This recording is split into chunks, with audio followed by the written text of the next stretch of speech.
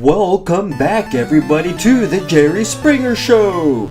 Today our special guest is Gary Johnson, a third-party libertarian candidate who is steadily hanging on for dear life at 11% in the polls, and who clearly knows he has no chance in hell of winning this election, just like how he lost in 2012. Welcome to the show, Gary Johnson.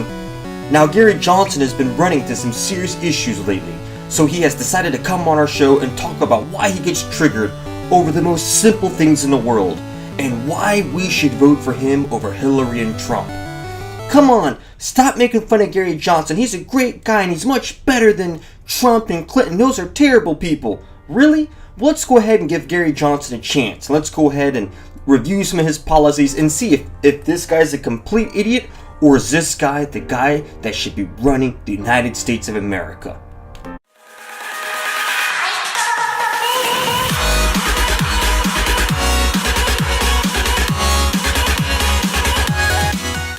As mentioned earlier, Johnson is holding on to anywhere from 9 to 11% in the polls, and that is actually a great thing for America, as he is not only one of the most boring and lame candidates to ever run, he's just not inspirational at all, but he doesn't understand anything about the wars we're currently in Syria and the Middle East, and he doesn't think everyone should have healthcare, and he gets triggered over absolutely everything, regardless if you're conservative or liberal. There is something that this guy said or done that you will completely disagree with. Kind of a misfire on my part when I called him a pussy. Donald Trump's a pussy. But the point was that, you know what? I've climbed the highest mountain on each of the 7 continents. I'm going to do a 3,000-mile mountain bike ride here, upcoming. Trump's a pussy.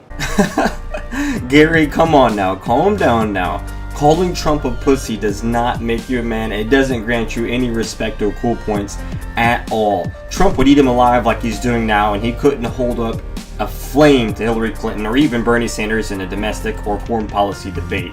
The sad thing is, not only does Gary Johnson constantly get triggered when he thinks of Donald Trump, but the real problem is, and the real issue with Gary Johnson is that he doesn't really know what's going on in the world. He's completely oblivious to some things and some wars that the US has been in for 5 or 10 years. It's like he's not paying attention at all. What would you do if you were elected about Aleppo? About Aleppo. And what is Aleppo? You're kidding. No. Aleppo is in Syria. It's the epicenter of the refugee crisis. Okay, got it. Okay. Well, with regard to Syria, I do think that it's a mess. I think that the only way that we deal with Syria... Can your campaign overcome that flub, if you will? Well, I hope so, because I'm very aware of the policy, and going on the show yesterday thinking Aleppo was an acronym, and hey, I take complete responsibility. I'm running for President of the United States. For everyone out there, Aleppo is a major city in Syria that has been engulfed by the civil war that started in 2011, and that was a major and beautiful city in Syria that did a lot of trade with other parts of the Middle East and the world. A lot of people have died there, and the city has lost a huge amount of its population. It's actually in the news here and there, but not too often. But the problem is, although the average guy isn't expected to know about Aleppo, the guy who's running for president should probably know that city, as it's really important and it's been going on for a long time. Now, another major issue with Gary Johnson is back to what we were saying earlier. Not only does he not understand basic issues in the Middle East and in Mexico, but he gets angry. He has a temper. His temperament is really, really bad. And in this video, he gets pissed off with a young journalist that just asks him why he gets upset and why he gets so mad when somebody talks about the term illegal immigrant. Now, the journalist didn't say anything bad about illegal immigrants. He didn't say anything racist, anything derogatory at all. All he did is use that term, which is completely suitable and completely right. And look at how Gary Johnson gets pissed off by it. Work visas. You have defended President Obama's executive amnesty action, where he basically decided unilaterally that he was going to issue work visas to millions of adult illegal immigrants who are here. Undocumented, by the way. If you use the term illegal immigrant, that is very incendiary to our Hispanic population. Why is that? It just is. It just is. Just so that you know. Just so that you know and you don't have to use that term. But isn't the term accurate in the sense that they entered the country, they immigrated to the country illegally, so they are... They came into this country because they couldn't get in legally, and the jobs existed. And you or I would have done the same thing. And we're talking about now, coming from New Mexico, a population with 48% Hispanic, how's the crackdown on 11 million undocumented workers going to work out? It's going to be dragging people from their homes. That's how it's going to work out. It's going to be checking your papers house to house. And I got to tell you, what Donald Trump is saying regarding immigration could not be more incendiary. It is insulting to me coming from New Mexico. Isn't it, though, unfair to compare, let's say, everything that Donald Trump's saying to simply using the term illegal immigrant? I mean, if I were undocumented. Okay, that's when you go back decades ago, this was not considered illegal. When you go back decades ago, which involve a lot of these 11 million, it wasn't the same issue as it is today. They came over, they were undocumented, they took jobs, they became homeowners, they became fathers, mothers of families. One of the great untold stories right now also is the fact that Obama has deported 2 million heads of household. He has broken up 2 million families in this country. But and we'll move on from this point, but if you enter the country without documentation, is that or is that not an illegal act? Well, you're describing that as something criminal when you go back. It's a pretty simple. The way I ask the question is relatively simple. Is it an illegal act to enter the country in violation of our immigration laws? Technically, yes. Look, I know, you're probably thinking, oh, you're just nitpicking, oh, you're just going after Gary Johnson, he's really not that bad, he's the alternative to Trump and Hillary Clinton, because he is the lesser evil, he's the most sane candidate, and let's just go ahead and take Jill Stein out of this. But regardless if you are a hardcore Bernie and bust progressive or a diehard traditional conservative Republican who can't stand Trump or Clinton, Gary Johnson is somebody who you're just not going to vote for because there are so many issues with him besides his ignorance, and there are specific ideas he has that just liberals could not accept and conservatives could not accept at all. If you are a hardcore liberal, keep in mind that Johnson disagrees with college being tuition free. He once said, "I would not believe that colleges or universities should be free. They would be too expensive from the federal standpoint. If states want to do that, of course, that's their prerogative. But should they be free? No, they shouldn't."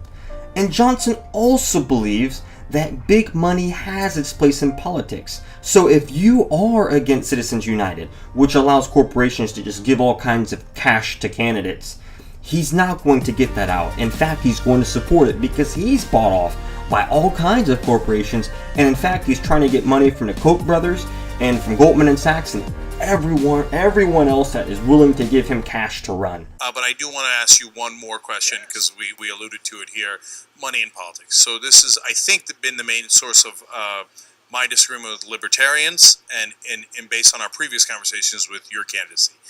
I think that the money is an enormously corrupting influence. I think that's what leads to the crony capitalism. And no disagreement with your premise, but you would say limit campaign contribution. I would say allow for unlimited campaign contribution, but make it 100% transparent, something that does not exist today. The super PACs are 100% non-transparent. I'm the one that says, look, as a candidate, I should be wearing a NASCAR jacket with the logos commensurate upon the amount of money that has been given me by various groups, corporations, or individuals. So transparency is a good thing, and I would vote with you on that. But it basically says, we accept the bribery, just tell us who's bribing you. But I don't accept the bribery. So why should private interests be able to buy our politicians? And if you get $1 million from somebody, Governor Johnson, you know that that's going to influence you. Absolutely not, Jink. I'm going to argue just the opposite. when you limit campaign contribution, what you do is you empower the status quo. You empower people that already have a name, and I guarantee you that if you receive a $2,000 maximum contribution from 50 people, that you're going to have 7 of them on the phone asking you for a contribution or some sort of payback. My largest contributor as governor of New Mexico gave me $150,000. In 8 years, there wasn't one single time where he was on the telephone asking me for anything. Also, many progressives think that the minimum wage is way too low.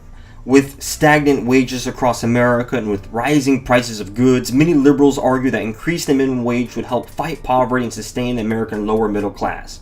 Both Bernie Sanders and Hillary Clinton are now behind a $15 minimum wage. But Gary Johnson thinks that minimum wage just isn't an issue and it shouldn't be paid. Having had my own business, having had 1,000 employees at one point, minimum wage was not an issue because we paid so much more than minimum wage. We had to have people that showed up, wore clean clothes, and, on top of that, a few of them could add and subtract, and a few of them could say please and thank you. Those are the people that had my job. But minimum wage, look, I think he's missing the boat. Why doesn't he raise it to $75 an hour? Well, of course he can't raise it to $75 an hour because then prices would go way up and nobody would be able to afford to hire anybody. Oh, I see, 75 is too high, but 1010 is just the right number? How do you arrive at that? Why not let the marketplace arrive at that? And I just think it's much to do, minimum wage is much to do about nothing. I mean, nobody works for minimum wage, back to this notion of showing up on time and wearing clean clothes. Gets you way above the minimum wage. If you are pro-life and you are conservatives who believes that abortion should not happen and you think that women should not be able to make that decision, Johnson is totally and 100% against you. In 2012, he once said, "I leave abortion up to women. I just fundamentally leave it right there." Keep in mind, everyone, that Johnson is socially liberal. So he believes in gay marriage. He believes in letting transgenders go into bathrooms of their choice. He is straight up pro-abortion. And if you think this country has an immigration problem, Johnson totally disagrees with you, as you saw earlier in this video where he became triggered over the term illegal immigrants. And of course, if you don't mind believing funding Planned Parenthood with federal government money, Johnson thinks, hey, let's just keep giving Planned Parenthood more cash. It's totally okay. We'll cut it a little bit, but we'll keep it. I think historically, Republicans have been better when it comes to fiscal issues, but not of late. Look, they want to spend more money on military, but they want to cut it from social programs, from health care. Look, it's got to be a balanced approach when it comes to government spending with regard to everything. Johnson's new and booming popularity is not a good enough reason to vote for him. He has a bad track record in New Mexico, with people there still quite poor and running into major immigration and finding job issues. And he doesn't really agree with the basic ideas of being a libertarian, a liberal, or a conservative. And keep in mind that he was a Republican for many years of New Mexico. He's just more of a leftist on social issues type Republican in New Mexico. So regardless if you are very left or very right or even claim to be an independent, you will find major disagreements with Gary Johnson. Vote against him, forget about the guy, he's nobody, he's going to lose this election just like he did in 2012. He'll probably run again in 2020, lose again, and he's not going to get any higher in the polls. And the only reason he's doing well right now is because Hillary Clinton and Donald Trump have weak favorable numbers, because they're both just really hardcore people that a lot of people just don't like. They are who they are. So I hope you all enjoyed this video. If so, give it a like. Click on that big red button down there to subscribe to get more videos like this. And I hope you all enjoy your day. Have a safe, happy, and good day.